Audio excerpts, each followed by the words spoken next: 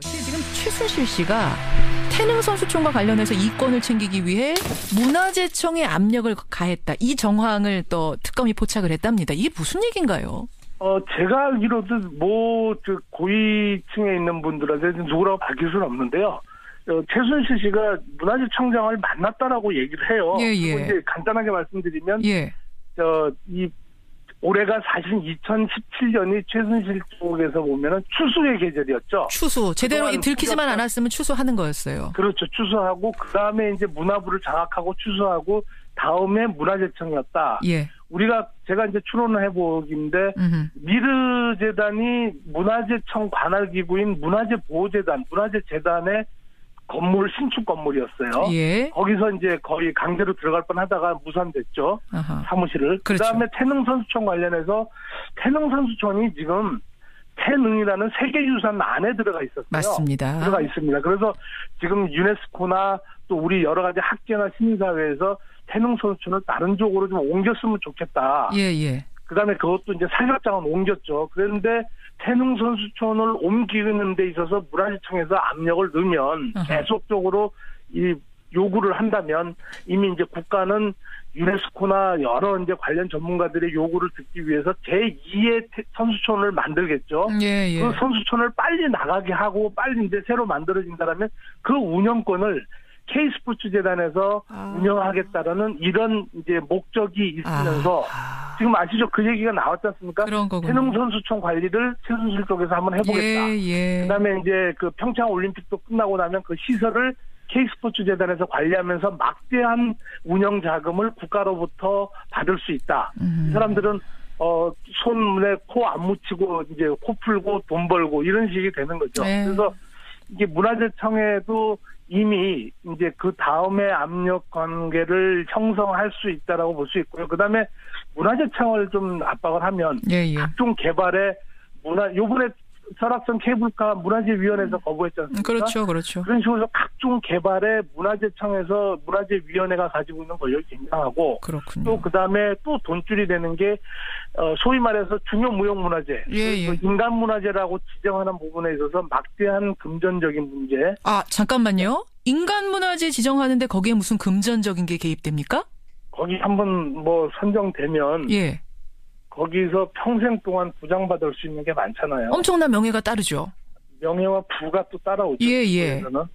그리고 이제 또 이런 것들을 과거에서도 악용을 많이 했어요. 거기에 최순실이 개입한 정황이 있어요? 인간문화재 선정하는데? 문화재청을 이제 다음 타켓이 이제 문화부에서 다음 타켓이 문화재청으로 넘어갔다라고 얘기하는 게 문화재청의 압력을 조금 전에 질문에 문화재청에도 압력을 가한 정황을 특검이 포착했다라고 저한테 말하셨지 않습니까? 그렇죠. 그러면 이제 왜 문화재청일까라고 판단을 해보면 이제 문화부에서 이권을 받은 부분을 문화재청에도 각종 이권을 발휘할 수 있는 요소가 많다. 그렇군요. 그런 차원에서 보면 각종 개발, 그다음에 인간문화재 선정, 또 그다음에 태릉 선수촌 문제, 이런 문제에서도 굉장히 많은 부분들이 또 이권을 알겠습니다. 최순실 참 군침을 안 흘리는 곳이 없네요. 참 꼼꼼히도 챙겨 먹으려고 했던 게 여기서도 드러납니다. 청와대에서 훈민정음 해례본을 보관 중이다. 청와대 국정농단 사건을 수사하던 박영수 특검팀이 이런 의외의 진술을 확보한 사실이 보도가 됐습니다. 국보 70호로 지정되어 있는 문화유산이죠. 이 훈민정음 해례본. 정말 청와대로 흘러갔다는 제보가 사실이라면 이게 보통 일은 아닙니다. 일단 훈민정음 해례본이라면 그 가치가 상당한 거 아닙니까? 사실 이거 돈으로 환산하기는 힘들죠. 그 정도죠. 심지어 말하면 해례본이라는 게 이제 훈민정음의 창제 원리, 그다음에 이제 사용 방법 이런 것들에 대해서 구체적으로 설명을 해놓은 거거든요. 이런 지금 현재 소장하고 있는 게 간송미술관에서 한 권이 있고요. 그다음에 이제 우리가 알고 있는 그 상주에 배모 씨가 가지고 있다라는 게 이제 그 상주 해례본. 오히려 지금 상주 해례본이 조금 더 빠진 부분이 더 보완이 되어 있다라고 얘기하기 때문에 상주본 같은 경우 소유주가 1,000억을 요구하기도 하고 있잖아요. 맞아요. 국가에다가 헌납할 테니 1,000억을 다오할 정도 아닙니까? 할 정도로 이거는 사실 1,000억보다 더한 가치가 있겠죠. 단 한 권밖에 없었고 지금 현재 만약에 나타난다면 이제 세 번째인데, 예. 만약에 있다라면 이건 뭐 우리가 감히 금전으로 환산할 수 없는 가치가 있는 거죠. 맞습니다. 훈민정음, 그러니까 한글의 자음과 모음의 원리를 그 당시에 이제 설명하고 용법을 어떻게 사용해라라고 용법을 적어놓은 거니까 이게 어마어마한 건데. 근데 지금 연합뉴스 보도에 따르면 한 IT 업체의 대표가 훈민정음 해례본을 안종범 전 수석에게 택배로 배송을 했다는 거예요. 그러니까 안 수석이 이걸 부하 직원에게 지시를 해서 청와대에 보관토록 했다라는 것까지가 지금 나온 얘기입니다. 황 소장님, 이게 가능한 봤는데요. 예, 가능한 얘기인가요? 아니 택배로 배달을 했다고 하는 것 자체부터 좀 이상하고. 아니, 그 IT 업체가 얼마나 참 그분이 IT 업체의 대표가 맞는지 모르겠는데, 예. 아니 정말로 IT 업계에서도 이렇게 소중한 물건이 있다면 택배로 배달합니까? 택배로. 근데 그리고 택배로 배달했다라고 진술한 것도 저는 좀 이상해요. 또 무슨 말씀이세요? 아니 청와대에서 택배로 배달한다고 덜썩덜썩 봤나요? 그게 뭔 줄 알고? 예. 그런데 이 모든 진술이나 발표한 게 일반인들이 생각하기로는 너무 이상한. 예. 저도 예전 정권 때 청와대에 이렇게 한번 출입을 몇 번 해봤는데요. 예. 때문에. 예.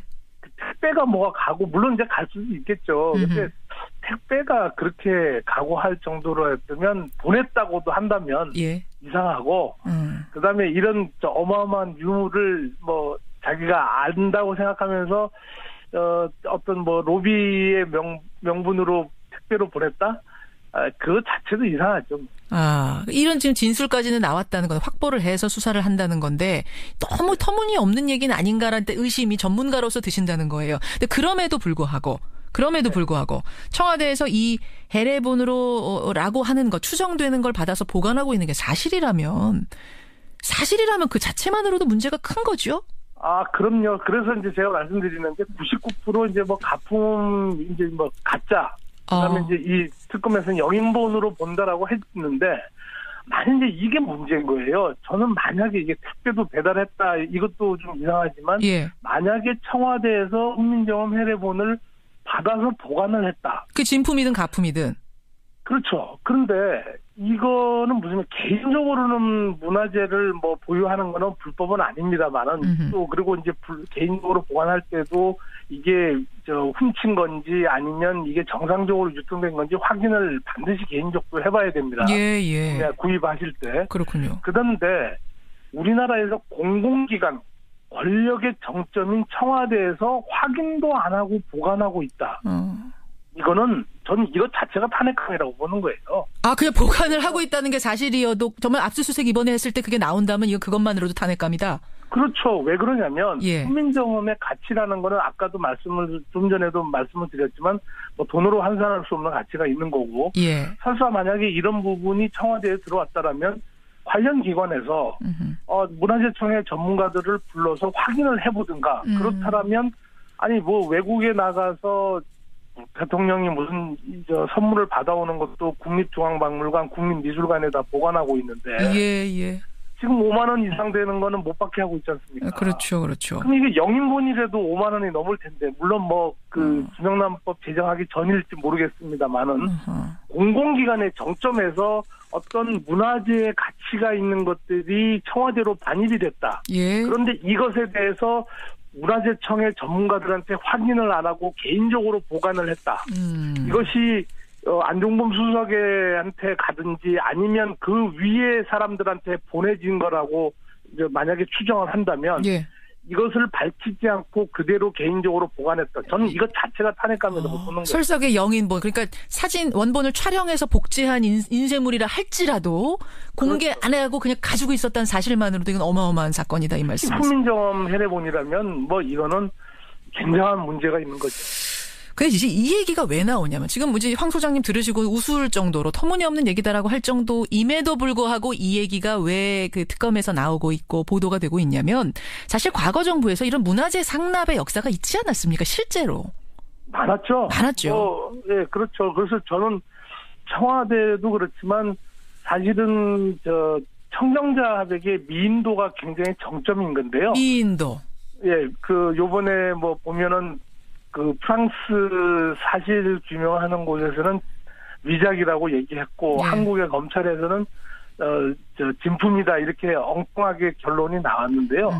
저는 단언하건대 위작으로 봅니다. 왜냐하면 저도 경험을 많이 했는데요. 당시에 중앙정보부의 모 대령이 김재규에게 상납했다는 것 딱 보는 순간에 저건 위작이구나라고 생각을 했어요. 일단 상납한 것까지는 사실이거든요. 중앙정보부장한테 상납한 물건인 것까지는 사실인데 그것만 가지고 어떻게 위작이라고 확신하세요? 저는 확신했습니다. 그때. 왜 그러냐면 저도 많은 경험을 했는데요. 예를 들어서 경찰서장을 마친 사람들, 그다음에 지금으로 말하면 국정원이 되겠죠. 그게 있었던 분들, 이런 분들이 간혹 가다가 아니 어떻게 알고 저한테 전화가 와서 이걸 좀 위작이 아닌지 좀 확인을 해달라는 거예요.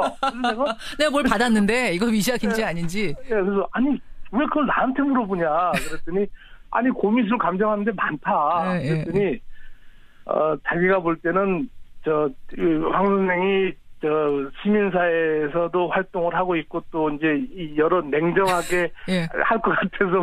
여하튼 그래서 받아서 보시면 어때요? 아니요, 받아서 그래서 본 게 아니라 이제 사진이나 진품을 이제 제가 보고 저는 제가 감정하지 않기 때문에 다른 분들한테 보여주면 100% 위작이에요. 100%. 이게 무슨 얘기냐면 이런 권력이 있었던 사람들이 권력기관의 정점에 있었던 분들한테 이 도굴이나 도난했던 사람들이 이 검거가 됐을 때 특히 보면은 하나 상납을 합니다. 그러면 자기 죄를 좀 감해달라. 이게 예전 얘기예요. 과거에 그런 게 통했던 시절. 그렇죠. 그리고 이제 이걸 받은 사람은 사실 이제 받은 사람은 끙끙 앓는 거예요. 이걸 가지고 누구한테 그때 당시 알아볼 수도 없고 만약에 알아보면 또 단속이 되겠죠. 공개 감정이 불가능하니까. 그렇죠. 그러니까 20-30년 동안 가지고 있다가 퇴직하거나 이제 공소시효 끝났을 때 공소시효 끝나고 그때 꺼내는군요.